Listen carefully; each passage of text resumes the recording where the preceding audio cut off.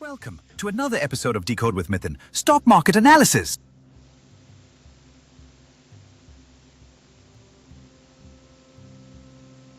नमस्कार दोस्तों, आज हम बाजार के हालात पर गहराई से चर्चा करेंगे।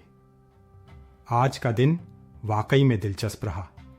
दोनों द निफ्टी और बैंक, द निफ्टी में जबरदस्त उतार चढ़ाव देखने को मिला। हाँ, सही कहा, बिल्कुल रोमांचक रहा। क्या आपको लगता है कि ये उतार चढ़ाव कुछ समय तक ऐसे ही चलते रहेंगे? देखिए, द निफ्टी की बात करें तो शुरुआत में 25,005.10 से तेजी से बढ़कर 25,073 का हाई छू लिया, लेकिन बाद में अचानक 55 अंक की गिरावट हो गई और अंत में 24,105.40 पर बंद हुआ। ये बदलाव तो काफ़ी ज़बरदस्त थे। और बैंक द निफ्टी में भी करीब 26,620 से शुरुआत हुई, पर 240 अंक की गिरावट के बाद सपोर्ट लेवल जैसे 26,200 और 56,000 पर दबाव दिखाई दिया। बिल्कुल, ये सपोर्ट स्तर दिखाते हैं कि बड़े निवेशक अब भी सावधानी बरत रहे हैं।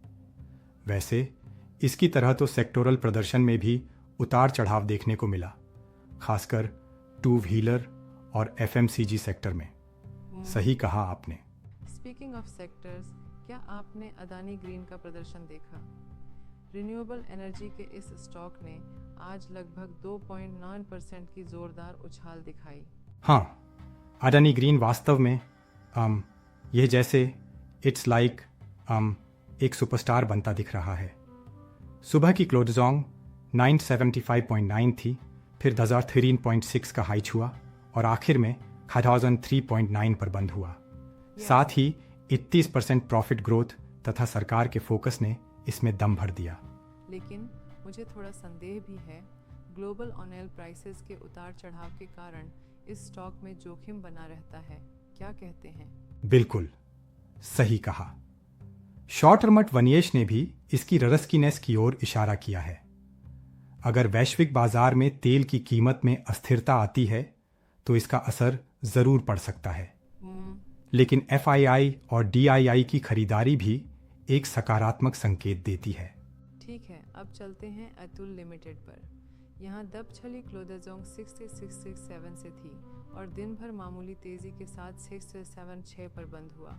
हाँ, अतुल लिमिटेड में वॉल्यूम कम होने के बावजूद 48.9% डिलीवरी दिखाई दी, जो बताती है कि कच्चे माल की कीमतों में आखिरता के बावजूद बाजार में कुछ अस्थिरता बरकरार है। ये एक संकेत है कि थोड़ी सावधानी बरतनी होगी। अब भारत गियर्स की ओर आते हैं। यह ऑटोमोबाइल सेक्टर में एक प्रमुख नाम है। आज कम से कम 2.8% की बढ़त के साथ 35 से पर बंद हुआ। सही कहा। भारत गियर्स में ओईएम करारों और नए ऑटो डिमांड के चलते प्रदर्शन में तेजी आई, पर साथ ही ऑटो सेक्टर में रॉ मटेरियल कॉस्ट बढ़ने से जोखिम भी बना रहता है और मेटल और रियल्टी सेक्टर का दबाव भी यहाँ पर असर डाल सकता है। बॉश लिमिटेड में भी जहां आज 1.1% की बढ़त देखने को मिली, लेकिन वॉल्यूम कम रहा। क्या यह स्टॉक ईवी के हिस्से में अपनी पकड़ मजबूत कर रहा है? हाँ, बॉश लिमिटेड ने ईवी कंपोनेंट्स में अपनी बढ़ती भूमिका तो जाहिर की, पर कम वॉल्यूम से अस्थिरता बनी रही। सपोर्ट 37,500 और रेसेंस 29,000 के स्तर पर संकेत मिलते हैं कि अगर वॉल्यूम में बढ़ोतरी हुई तो दमदार रैली हो सकती है। बिल्कुल सही। अब एफएमसीजी के क्षेत्र में ब्रिटानिया इंडस्ट्रीज का क्या ख्याल है? ये एक ऐसा नाम है जिसने सुरक्षित और मजबूत इमेज बनाई है। हाँ, ब्रिटानिया इंडस्ट्रीज लिमिटेड ने मामूली 0.5% की बढ़त दिखाई। 64.55% डिलीवरी ने निवेशकों का भरोसा बढ़ाया है। ये स्टॉक उन दिनों की तुलना में अब भी सुरक्षित स्कैनर में से एक है। सही कहा आपने। अब आइए बात करें ऑटो सेक्टर की। हीरो मोटोकॉर्प और टीवीएस मोटर कंपनी ने आज शानदार प्रदर्शन किया। बिल्कुल, हीरो मोटोकॉर्प ने 8.4% की शानदार तेजी से और टीवीएस मोटर कंपनी ने 0.9% की बढ़त दिखाई। इसकी वजह में याम, मॉनसून की उम्मीदें और आने वाला त्योहारी सीजन अहम रहे। यस, इन दोनों में ग्रामीण और शहरी बाजार का मिश्रण साफ झलकता है। चलिए अब फाइनेंशियल सेक्टर की चर्चा करते हैं। आईसीआईसीआई बैंक और कोटक महिंद्रा बैंक के प्रदर्शन की। आईसीआईसीआई बैंक ने हल्की बढ़त दिखाई, लेकिन कोटक महिंद्रा बैंक में लगभग 6.4% की भारी गिरावट देखने को मिली। सही कहा। आईसीआईसीआई बैंक में 0.8% की मामूली बढ़त और भारी वॉल्यूम के साथ निवेशकों का भरोसा दिखा, जबकि कोटक महिंद्रा बैंक की गिरावट निवेशकों में चिंता का कारण बन गई है। यहाँ जोखिम की स्पष्ट इशारे हैं। और साथ ही एफआईआई ने लगभग आरएस 1,840 करोड़ और डीआईआई ने आरएस 566 करोड़ की शुद्ध खरीदारी की। ये सिग्नल देते हैं कि घरेलू निवेशकों ने बाजार में अपनी जगह बनाई हुई है। हाँ, ठीक कहा।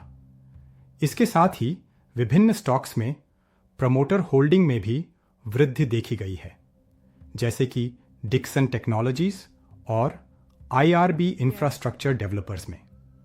ये सब मिलकर बाजार में थोड़ी स्थिरता की उम्मीद जगाते हैं।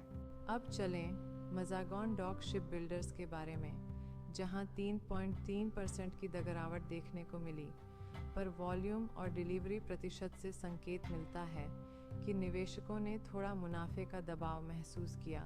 बिल्कुल। माज़ागॉन डॉक शिप बिल्डर्स लिमिटेड में सपोर्ट और रेजिस्टेंस जैसे 2,750 और 2,950 महत्वपूर्ण रहे। ये स्तर निवेशकों के लिए अहम संकेत हैं कि बाजार में थोड़ा संतुलन बनाने की जरूरत है। बिल्कुल सही। उसकी तुलना में पीआई इंडस्ट्रीज लिमिटेड ने आज 0.5% की मामूली बढ़त के साथ ताजगी भरा मूड दिखाया। एवरेज वॉल्यूम और 59.97% डिलीवरी इस पर असरदार रहे हैं। सच में पीआई इंडस्ट्रीज ने सपोर्ट 4,050 और रेजिस्टेंस 4,200 के स्तर पर सामान्य से काम किया। ADX 22 का ट्रेंड दर्शाता है कि छोटे झटकों के बावजूद कुछ स्थिरता बनी हुई है। बिल्कुल स्पष्ट है। ट्रेंड लिमिटेड में भी लगभग 1% की गिरावट के साथ भारी वॉल्यूम ने मार्केट में एक हल्की अस्थिरता दिखाई। सही। ट्रेंड लिमिटेड ने आज 5,043 से शुरुआत की, पर अंत में 444 पर बंद हुआ। यह बताता है कि रिटेल सेक्टर में भी निवेशकों के बीच थोड़ी सतर्कता बढ़ती जा रही है। ये सिक्का दोनों पहलुओं से देखा जा सकता है। वैसे वरुण बेवरेजेस लिमिटेड ने आज लगभग 2% की शानदार बढ़त दिखाई। मजबूत वॉल्यूम और 74.7% डिलीवरी ने इस स्टॉक को खास बना दिया है। बिल्कुल। वरुण बेवरेजेस ने सपोर्ट 475 और रेसेंस 500 के महत्वपूर्ण स्तर छुए।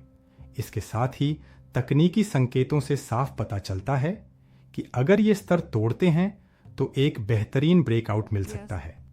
बिल्कुल। चलिए अब रिन्यूएबल एनर्जी से जुड़े दो और स्टॉक्स एनटीपीसी ग्रीन एनर्जी और वारी रिन्यूएबल टेक्नोलॉजीज की ओर नजर डालते हैं। एनटीपीसी ग्रीन एनर्जी ने आज 1.4% की बढ़त दिखाई, जो रिन्यूएबल सेक्टर में सकारात्मक संकेत देता है।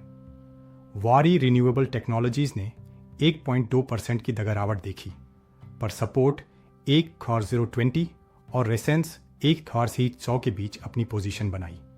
सही कहा आपने। फिर फाइनेंशियल सेक्टर में एफआईआई डीआईआई की भूमिका पर भी चर्चा होनी चाहिए। आपने बताया कि इनकी खरीदारी से बाजार में थोड़ी स्थिरता आई है। हाँ, और साथ ही कोटक बैंक की गिरावट ने इस बात की पुष्टि की कि जोखिम अभी भी मौजूद है। आईसीआईसीआई बैंक और कोटक महिंद्रा बैंक के प्रदर्शन में ये अंतर साफ दिख रहा है। इस्तेमाल किए गए सपोर्ट और रेजिस्टेंस लेवल जैसे कि 1,450, 1,500 आईसीआईसीआई के लिए और कोटक में 1,950 तथा 2,050 के स्तर निवेशकों के मूड की कहानी बयां करते हैं। यह संतुलन महत्वपूर्ण है। अब रोजमर्रा की इस गहराई से विश्लेषण में क्या आपको लगता है कि कल की ट्रेडिंग सत्र ज्यादा स्थिर रहेगी? देखिए, अगर द निफ्टी में 24,700, 24,600 के सपोर्ट कायम रहे और ऊपर की ओर 24,750 25,000 के रेजिस्टेंस तोड़ते हैं तो कल भी उतार चढ़ाव जारी रहने की संभावना है। इससे निवेशकों को अपना ध्यान तकनीकी लेवल पर रखने की ज़रूरत है। बिल्कुल, निवेशकों को चाहिए कि वो सपोर्ट और रेजिस्टेंस के स्तर में बदलाव पर नज़र रखें, साथ ही FII DII की गतिविधियों को भी ध्यान में रखें। और साथ ही खासकर कल के सत्र में अडानी ग्रीन, वारन बेवरेजेस और ICICI बैंक जैसे स्टॉक्स पर फोकस करना बुद्धिमानी होगी। अगर ये अपने महत्वपूर्ण स्तर तोड़ते हैं तो अच्छा ब्रेकआउट देखने को मिल सकता है। इसमें रिस्क मैनेजमेंट बहुत ज़रूरी है। दोस्तों, इस गहन विश्लेषण से हमें बाजार की मौजूदा चाल और संभावनाओं का एक स्पष्ट चित्र मिलता है। निवेशकों को चाहिए कि वो सूझबूझ से कदम बढ़ाएं और अपने रिस्क के अनुसार ही डील करें। बिल्कुल, चाहे बाजार में उतार चढ़ाव हो या धीमी चाल, याद रखिए सतर्कता और समझदारी ही सबसे बड़ा हथियार है। सही कहा आपने। तो दोस्तों, आज का विश्लेषण यहीं समाप्त होता है। कल फिर हम आपके साथ नए रंग, नई खबरों और नई संभावनाओं के साथ मिलेंगे। धन्यवाद दोस्तों।